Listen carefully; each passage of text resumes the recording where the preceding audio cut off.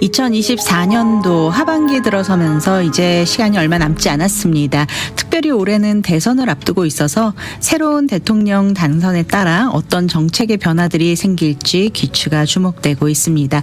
정책의 변화가 생기면 법률도 그에 따라 바뀌는 경우가 종종 생기는데요. 오늘 이 시간에는 2024년도가 가기 전에 생각해 보아야 할 증여 상속 계획에 대한 정보 알아보는 시간 가져봅니다. 오늘 법률 상담 이 시간 유산상속법 상속 법정 전문 박유진 변호사님이 함께하고 계십니다. 인사 나눠볼게요. 안녕하세요. 네, 안녕하세요. 반갑습니다, 변호사님. 반갑습니다. 날씨가 많이 덥습니다. 네네. 내일부터는 조금씩 나아진다고 하니까요. 예, 네, 예. 오늘 하루만 더 견뎌보면 또 내일은 시원한 날씨가 또 곧 찾아오게 되지 않을까 싶습니다. 네. 2024년도 벌써 9월입니다, 변호사님. 그러니까요. 이제 시간이 한- 정말 잘 가네요. 네, 한 네네. 4달 정도밖에 남지 않았어요. 오늘 이 시간에는 2024년이 가기 전에 생각해 보아야 할 증여 상속 계획에 대해 정보 나눠주실 텐데요. 재산세 변경이 생길 수 있다라는 예측이 나오고 있는 이유가 뭘까요? 우선은 아무래도 저희가 대선을 앞두고 있다 보니까요. 네. 대선마다 이제 presidential candidate, 그러니까 대통령 되실 분들, 후보들께서 계속 나와서 얘기하시는 세금에 대한 정책이 조금씩 다른데요. 네. 전통적으로 공화당은 아무래도 부자들에게 조금이라도 세금에 대한 감면 효과를 누릴 수 있도록 도와주고 민주당은 아무래도 부자에 대해 더 증세를 하겠다라고 하는 편인데 네. 지금 트럼프 대통령이 이제 임기에 있었을 때 이제 내놓은 그때 공약이 뭐였었냐면은 2025년도까지는 적어도 상속세 이제 를 제대로 좀 높게 올려놓겠다. 그러니까 네. 상속세의 면제액을 높게 올려놓겠다고 얘기를 했거든요. 이 말은 뭐냐면은 그 해 어떤 분께서 돌아가실 때마다 상속세 면제액만큼은 그 돌아가신 분의 남기신 재산을 받으시는 분들, 그러니까 수혜자라든지 수익자가 면제액만큼은 재산을 받더라도 상속세에서는 내지를 않아도 됩니다. 네. 그러다 보니 면제액이 높은 시기에 돌아가신 분의 자손들과 면제액이 낮은 시기에 돌아가신 자손분들은 세금의 크기가 너무너무 달라지겠죠. 네. 그렇기 때문에 이 대선의 방향에 따라서 그리고 나서 연세가 드신 부모님들을 가지신 자녀들이라고 한다고 하게 되면은 더더욱 부모님이 하필 돌아가시는 해가 네. 면제액이 낮은 해였다 한다고 하게 되면은 면제액이 높은 해에 돌아가셨으면은 세금을 적게 내도 되는 상황이었는데 면제액이 낮은 해에 돌아가신 부모님이 생긴다 하면은 상속세를 자녀들이 꽤나 많이 내야 되는 상황이 생길 수가 있다라는 거죠. 네. 그렇다면 면제액이 줄어들 것을 염두한 증여 계획에는 어떤 방법들이 있는지 좀 소개해 주시죠. 네, 맞습니다. 저희가 증여세하고 상속세 면제액이 같이 갑니다. 이 말은 뭐냐면은 흔히 얘기해서 Unified Tax Credit이라고 그러거든요. 통합 네. 세액이라고 저희가 표현을 하는데 저희가 면제액이 나올 때 수치가 같습니다. 그러니까 지금은 2024년도로는 1,361만 불이거든요. 네. 1,361만 불에 대한 수치는 왜 같냐?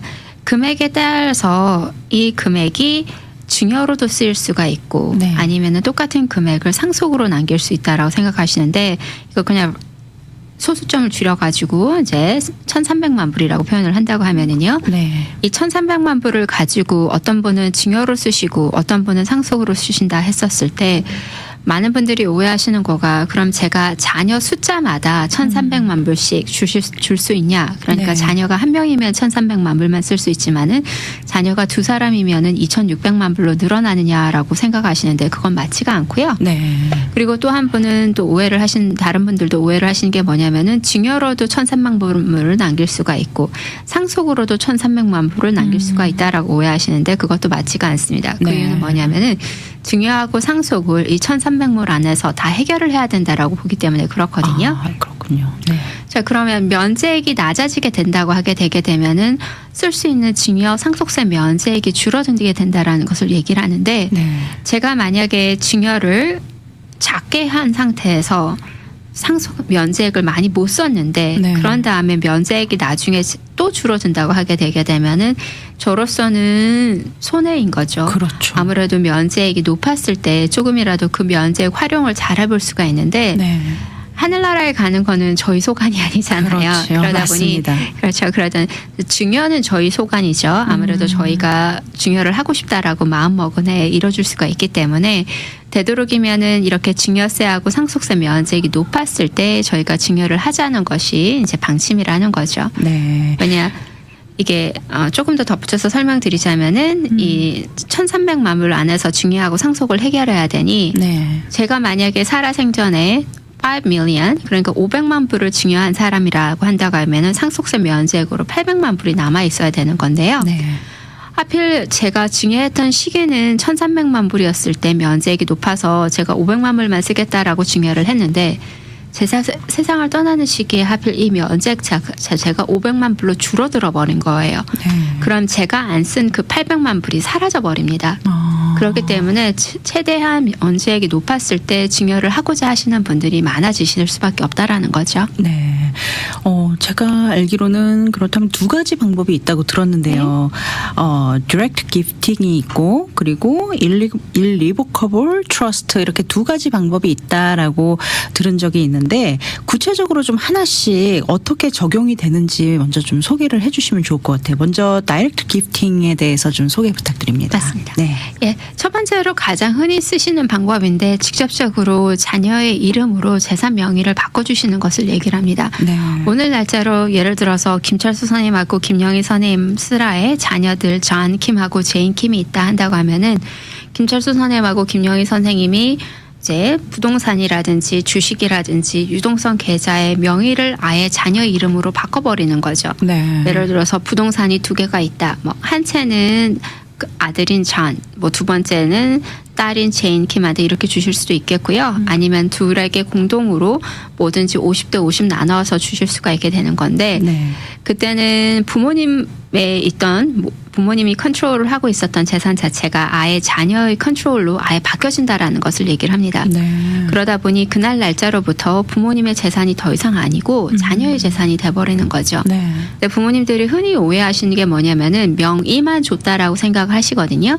근데 명의만 준 재산은 없습니다. 네. 그러니까 명의만 줬다라는 거는 부모하고 자녀의 그냥 암묵적인 동의일 뿐이지 네. 자녀로 이름을 바꾼 순간부터는 자녀 거가 돼버린다라는 거죠. 법적으로는 그렇게 네. 효력이 발생한다. 맞습니다. 그래서 가끔 가다가 근데 제 고객분들 중에서 명의만 줬다라고 생각을 하시고 네네. 다시 가지고 오시려는 분들이 있는데 그건 자녀의 동의가 없으면 불가능하고요.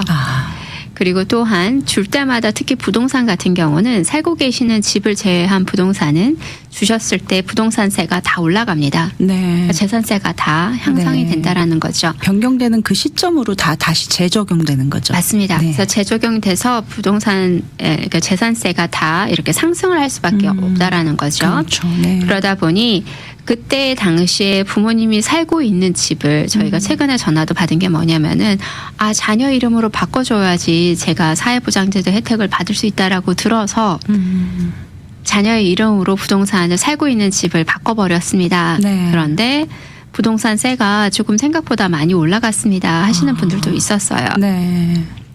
그거는 이제 재산세 변경에 대해서 제한적으로만 살고 있는 집에 대해서는 혜택을 주지 그 금액을 넘어선다고 하게 되게 되면 혜택을 받을 수 없는 시점이 오기 때문에 그렇거든요. 네. 그렇기 때문에 예전에 부동산을 구매하신 분이라든지 아니면은 최근에 구매하셨을지라도 부동산세가 많이 그러니까 재산의 가치가 많이 올라갔다고 하게 되게 되면은 꼭 전문가 상담을 통해서 네. 이 방법으로 해결을 하셔야 되는데 무작정 주고 나면은 돌아왔었을 때도 잘못하면 재산세가 또 변경가 될 수가 있어요. 그렇죠. 네네. 그 시기가 언제냐에 따라서 또 다시 또 재산세를 더 추가로 내야 되는 그런 그렇죠. 상황이 생기는군요. 그렇죠. 네, 잘 알아보고 해야 될 것 같습니다. 맞습니다. 네. 손해를 줄이려다가 더 붙이는 격이 될 수가 있겠네요. 그렇죠. 네. 그래서 방법 중에서는 또 두 번째로는 irrevocable trust로 중요하시는 방법이 있는데요. 첫 번째로 한 거는 자녀의 이름으로 막바로 바꿔주는 방법이기 때문에 자녀의 채권자라든지 자녀가 이혼을 한다든지 아니면은 자녀가 교통사고를 냈다든지 네. 아니면은 자녀가 뭐 다른 위험한 사업을 해서 뭔가 사업체가 어려움에 있다고 하게 되게 되면은 부모가 자녀한테 준 순간부터 자녀 거이기 때문에 그 부모님이 주신 재산 자체도 자녀의 그런 소송에 휘말릴 수가 있다라는 거죠.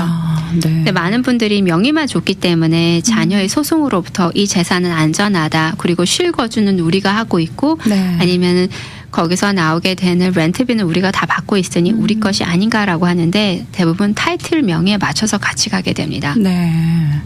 그래서 그러다 보니 부모님이 정말 주시고자 하는 마음이 딱 들었을 때라고 한다고 하게 되게 되면은 이 재산이 내 거가 아니라는 마음으로 주셔야 되는 거지 앞으로 이게 내 거라는 생각으로 자녀한테 주면 안 된다라는 거죠. 네.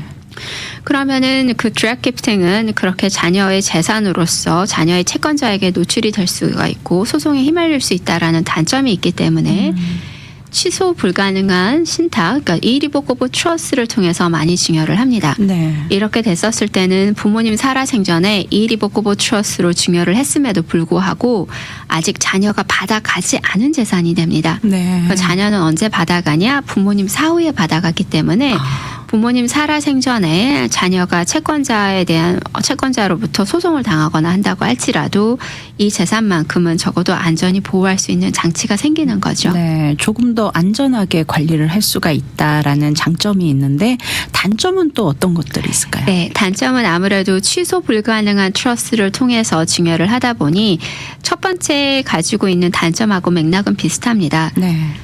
한번 주고 나면은 돌이킬 수가 없는 거라는 거죠. 그래서 많은 분들이 증여를 조건부 증여라고 생각을 하시는데 네. 특히 한국처럼 생각하시는 분들이 많아요. 네. 나에게 앞으로 계속 효자, 효녀로 남아 있어야지만 이 증여가 성립이 된다라고 생각을 하시는 분들이 많은데 네. 저희는 그런 조건부 증여가 되지가 않습니다. 아, 그렇군요. 주면 준 거고 네.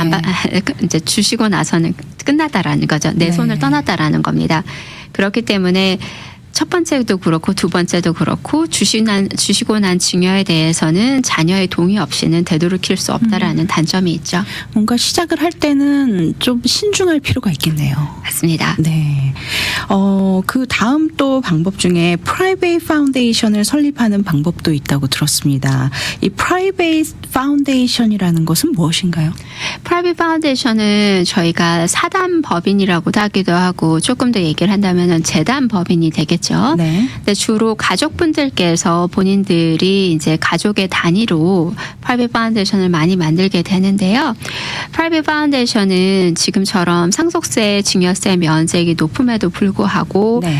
자녀분들에게 어떤 분들은 증여를 안 하고자 하시는 분들도 있어요. 네. 왜냐하면은 괜히 먼저 줬다가 자녀가 본인 인생을 열심히 살고자 하는 의욕을 부모의 돈 때문에 꺾게 될까봐 네. 그 대신에 이제 그 해에 어떻게 보게 되게 되면은 소득이 많으신 분들이라든지 아니면은 뭔가 좋은 일을 하고 싶다든지 그러신 분들은 면제액에 상관없이, 그러니까 면제액에 상관없다라는 말은 적어도 프라이빗 파운데이션은 일종의 비영리 단체하고 같은 취급을 받기 때문에 네. 면제액이 높거나 낮거나 상관없이 제가 무한정으로 이곳에다가 도네이션을 헌금을 할 수가 있습니다. 네. 그러다 보니 고객분들께서도 재산이 많으신 분들도 많이 쓰시지만은 재산이 그렇게 많지 않으신 분들도 자녀들에게 어떻게 보면 일종의 레거시 플래닝으로 많이 생각을 하세요. 네. 1세대가 남겨놓은 재산의 가치를 2세대, 3세대까지 넘겨가기를 원하시는 분들이 프라이빗 파운데이션을 많이 만드시는데요. 네.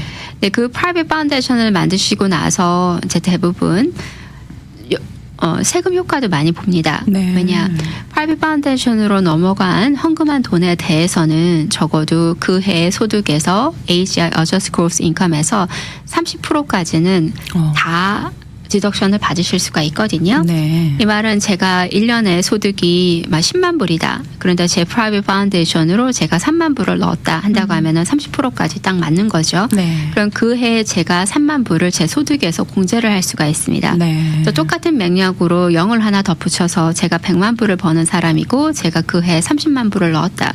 이런다고 하게 되면 숫자상으로는 그냥 간단하게 표현하자고 하면은 저는 100만 불이 아니고 70만 불을 번 사람이 된다라는 네. 겁니다. 네. 그렇기 때문에 이 돈을 가지고 많은 분들이 또 다른 데다가 많이 보내시거든요. 네. 예를 들어서 제가 프라이빗 파운데이션을 만들어 놓고 30만 불을 제가 헌금을 했어요. 제 파운데이션으로.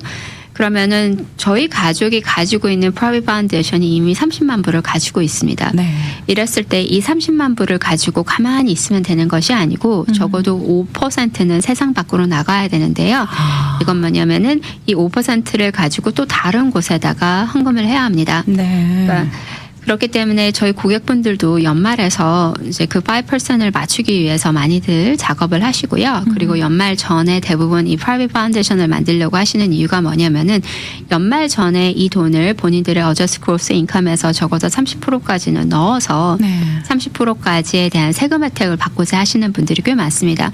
그러니까 꼭 30%가 아니다고 할지라도 되시는 만큼을 넣으신 다음에 그만큼은 소득에서 공제를 받는다라는 큰 효과가 있는 거죠. 네. 대신 5%는 사회에 환원을 해야 맞습니다. 된다. 사회 환원을 해야 합니다. 네, 그렇군요. 그렇다면 이 프라이빗 파운데이션과 트러스트와는 어떻게 다를까요? 네네. 프라이빗 파운데이션은 두 가지 방법으로 만들 수가 있는데요. 프라이빗 파운데이션은 회사처럼 만들 수가 있고 네. 트러스트처럼 만들 수가 있습니다. 트러스트는 일종의 이제 패밀리 컴퍼니, 제가 고객분들한테 페이퍼 컴퍼니라고도 많이 말씀을 드리는데 네. 페이퍼 상에서 존재하는 그런 회사인 거예요. 네네. 이랬을 때 직접적인 회사처럼 만드는 거랑 트러스랑 만드는 거랑 그 두 가지 방법을 통해서 프라이빗 파운데이션을 만드실 수가 있는데 네. 이 트러스하고 프라이빗 파운데이션의 직접적인 차이라고 한다고 하게 되게 되면은 이제 프라이빗 파운데이션은 아무래도 비영리를 목적으로 하는 게 많고요. 네. 그리고 트러스라고 하게 되게 되면은 가족 단위로 만들게 되게 되는 상속이라든지 증여의 툴로 쓰이게 된다고 하기 때문에 네. 조금 이제 구분을 지을 필요가 있게 되는데요. 네. 트러스 중에서도 체리터블 트러스라는 게 있습니다. 네. 이거는 본인들께서 만드시면서 궁극적으로 혜택을 아니면 처음부터 혜택을 이제 비영리 단체로 가기 위해서 만드는 거거든요. 네. 그러면은 많은 분들이 프라이빗 파운데이션하고 그런 해당되는 체리터블 트러스는 뭐가 다릅니까?라고 많이 말씀을 하시는데요. 네. 프라이빗 파운데이션은 세대 간 종속을 하게끔 만들면서 일종의 저희가 직접적으로는 아니더라도 간접적으로나마 좋은 일을 할 수 있는 곳을 단체를 정해서 제가 그 5%를 계속 페이아웃을 네. 해야 되는 거고요. 네. 체리터블 트러스트에서 돈을 받을 수 있는 곳으로 프라이빗 파운데이션으로 생각하시면 됩니다. 아. 일종의 체리터블 트러스트는 가족 단위로 만들어서 네. 그 가족들이 돈을 누군가에게 줘야 되는 상황이 생겼다 한다고 하게 되면은 여기서 이제 가족 단위를 조금 더 정확하게 말씀드린다고 하게 되면은 엄마 아빠의 단위가 됩니다. 네. 그래서 많은 분들이 트러스를 만들었을 때 그때 변호사님이 페이퍼 컴퍼니라고 했으니까 아들, 딸 그리고 엄마, 아빠 돈을 다 가지고 와서 만들 수 있는 것이 바로 트러스트 아닙니까 하시는데 그렇지가 않습니다. 네. 트러스는 텍스페이어의 단위로 만들기 때문에 엄마, 아빠가 세금 보고 같이 하죠. 성년인 자녀는 엄마, 아빠랑 같이 세금 보고를 어머님, 아버지와 하질 않습니다. 네. 그러다 보니 이 가족 단위라고 만든다라는 것은 결국 부부 단위라든지 개인 단위라고 표현하는 게 조금 더 맞을 텐데요. 네. 자, 그러면은 아까 예로 돌아가서 김철수 선생님하고 김영희 선생님이 체리터블 트러스를 만들고 만약에 체리터블 리메인더 트러스를 만들었다고 하게 되면 궁극적으로 남아있는 돈을 이제 비영리 단체로 보내게 되는데요. 그랬었을 때 체리터블 트러스트에서 나오는 첫 번째 돈을 본인들이 받고 그리고 나머지 돈을 비영리 단체로 보내게 하는데 거기서 그 비영리 단체를 본인들이 만든 프라이빗 파운데이션으로도 만드실 수 있다라는 거죠. 네. 그렇다면 저희가 프라이빗 파운데이션의 장점과 단점은 어떤 것들이 있는지 좀 설명 부탁드립니다. 네네.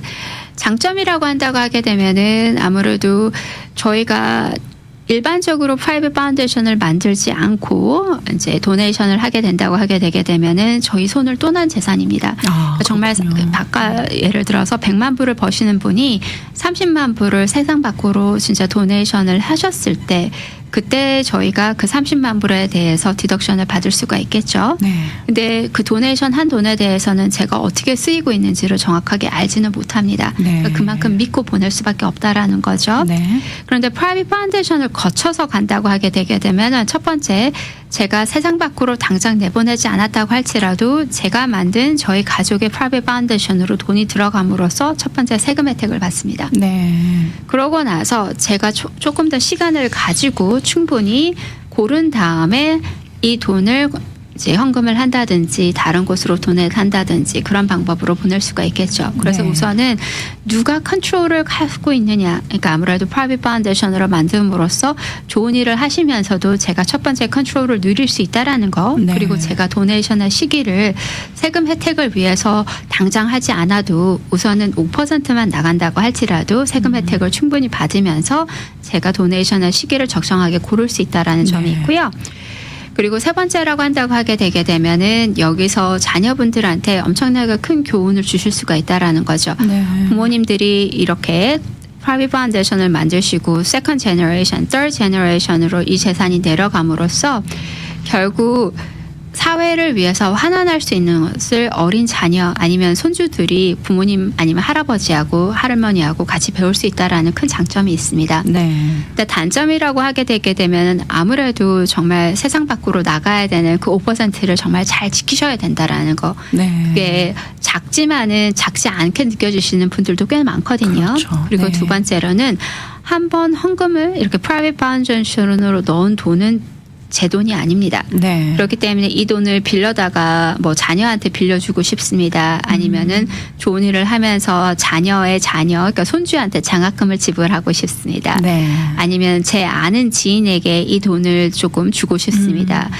좀 안 된다라는 거죠. 네. 왜냐하면은 객관적인 기준으로 정말 자선 행위를 하셨을 때는 괜찮은데 이게 프라이빗 파운데이션에서 정말 하지 마셔야 될 행동이 뭐냐면 셀프 딜링입니다. 네. 이게 뭐냐면 셀프로 딜링한다라는 그 말은 이 돈은 얼마니 공익을 위해서 네. 이미 프라이빗 파운데이션 그러니까 재단 법인으로 넘어간 돈인데 재단 법인의 돈을 본인의 돈인 것처럼 쓰지는 못한다라는 거죠. 그렇군요. 일단 재단 법인으로 넘어갔으면 이미 내 돈이 아니다라고 생각을 해야겠네요. 맞습니다. 그렇기 네. 때문에 내 돈이 아닌 재산을 가지고 내 것인 것처럼 여기 파켓에 넣고 여기 파켓에 넣을 수가 없다라는 거죠.